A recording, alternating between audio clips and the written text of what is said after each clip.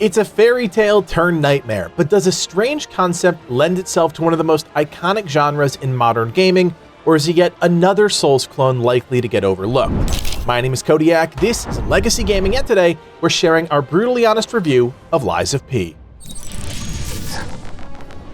Right off the bat, I want to thank NeoWiz and Round 8 Studios for providing us with an early access copy of Lies of P. As with most Souls games, these things take time to sink your teeth into, so the extra playtime was much appreciated.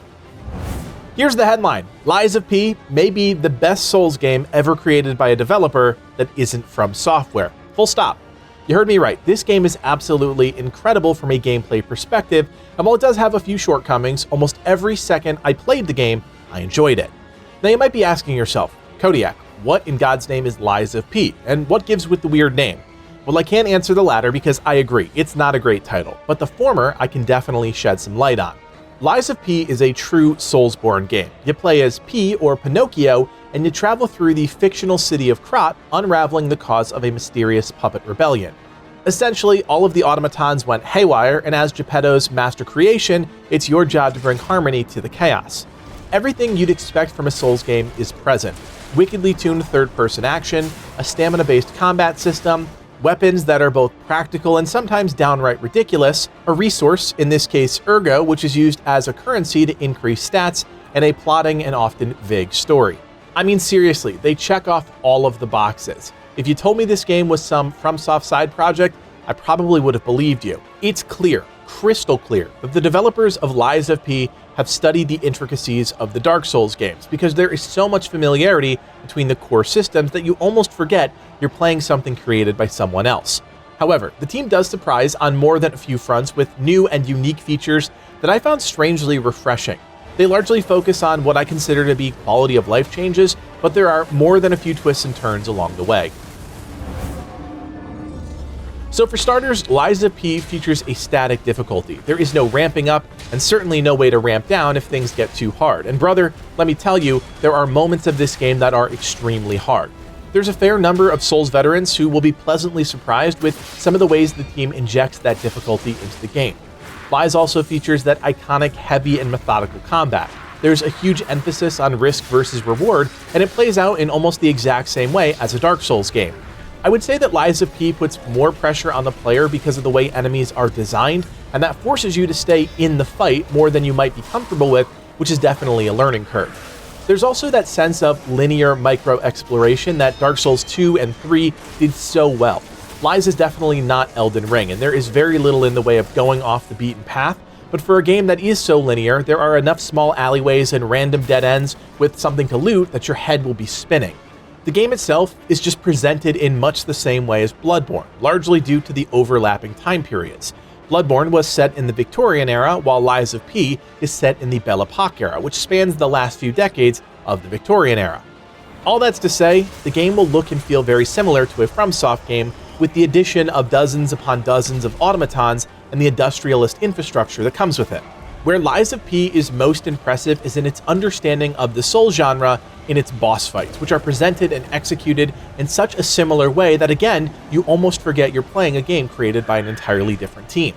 Let me be clear, I'm showing you the first and second boss, absolutely nothing else, because that same shock and awe so often employed by FromSoft is on full display multiple times throughout the game. You can even summon companions called specters to aid you in boss fights, which, I mean, come on, it's right out of the FromSoft playbook. You can call it a copycat, call it a ripoff, but I would disagree, because it's clear the developers are students of the genre, not trying to create a cheap clone to make some money. All that being said, the game is not Dark Souls 4, and while it might look like a new entry into the Dark Souls or Bloodborne series, you can feel that it's not. For starters, the combat controls encompassing movement, dodging, attacking, and blocking feel stiffer than a FromSoft title. That perfect iframe window exists within Lies of P, but managing to dodge at the perfect time doesn't have that same buttery smooth experience we've come to expect. You can say the same thing about the offensive side of combat as well, which feels, pardon my pun, robotic. It's far better than most of the Souls alternatives out there, but there's still that something different that you can feel during the moment-to-moment gameplay that lets you know you're playing a game created by a different team. Part of this is due to the fact that Lies strikes a more balanced approach when it comes to dodging and blocking. You can focus on one or both strategies and build your character accordingly, which does open up combat to more variation. Now, to be clear, I don't want any of this to be a turnoff because while I want to be fair in my assessment of the game, a little stiffness hardly dissuaded me from pressing deeper into Lies of P. So as I've hopefully made clear, there's a lot of similarities between Lies of P and a Dark Souls game. But there's also plenty that differ, and I want to focus on those systems for a minute because, for the most part, they're unique ways to differentiate the games. At the heart of Lies of P is a unique weapon system. Each weapon breaks down into two parts, a blade and a hilt. Each has their own set of individual properties, including a built-in fable, the name given to a special ability in the game. The beauty is, you'll almost always find these in pairs, a blade and a hilt that go together. But take these parts back to Hotel Krat, your safe haven in the game, and you can combine elements of different weapons to create something entirely new. Mixing and matching weapons is such a simple yet elegant way to add a ton of variety into the combat, and since fables are tied to individual weapon parts, it adds a further layer as you build out your arsenal.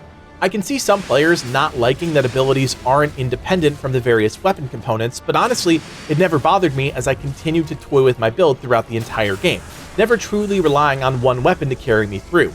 Fables, while not entirely new, definitely present themselves as a standalone system. As you attack, you build up a fable, and since your equipped weapons will always have two parts, that means you'll always have access to two fables. For the most part, these break down into augmentations which increase your damage or add an elemental effect, or maneuvers, complicated attacks you can string together with the push of a button. One really interesting thing Lies of P brings to the table is the Legion Arm system, which is essentially a special ability that you can trigger mid-combat. The system functions off a separate resource, and depending on which arm you have attached, can bring different functionality to an encounter. Some arms include Puppet String, which essentially harpoons enemies and pulls them to you. There's also the Fulminous, which allows you to charge and shoot out bursts of electrostatic energy. There's also the Flamberg, which is essentially a flamethrower strapped to your arm. There's a decent amount of variety here, and this system gets even deeper when you consider that each arm has up to 4 enhancements that you can unlock as you find the right crafting reagent. To be honest, I thought this was going to be a gimmick system, something I used at the beginning because I felt I needed to, but I genuinely relied on the Legion arm every chance I got, and I actively swapped around my arms based on the types of enemies that I was fighting. For example, puppets are susceptible to electric attacks, and while in most games I might just power through and ignore something like that, in Lies of P, you better believe I'm changing my Legion arm around because every little advantage matters. Now, I also mentioned some quality of life changes that Lies introduces to players, and while they're tied to various systems, they are unique to the game, so let's talk about them.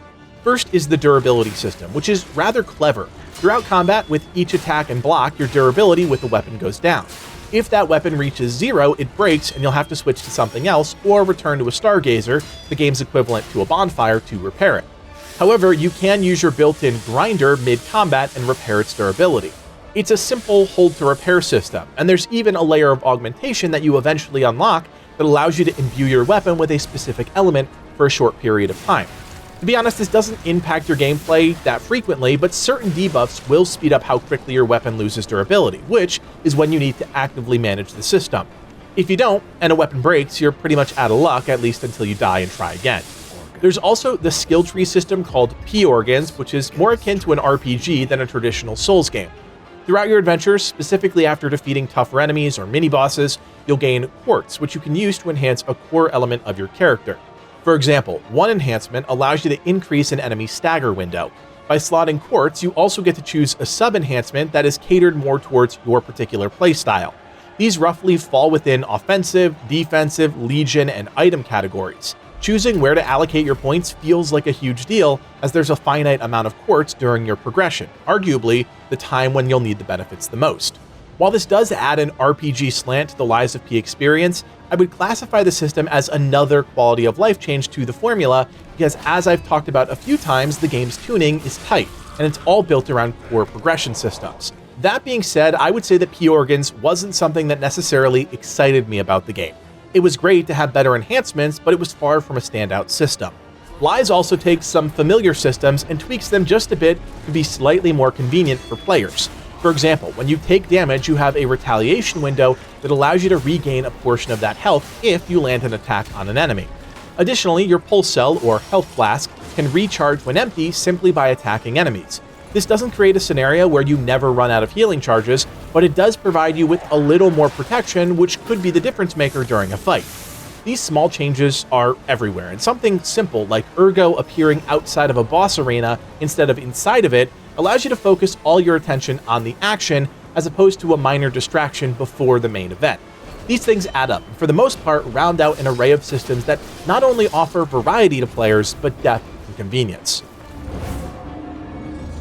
I wanted to spend a good deal of time breaking down each of the unique systems because when it comes to Souls games, we all have a pretty entrenched understanding of what the genre brings to the table. So when a game like Lies of P introduces a different concept, it's worth calling out.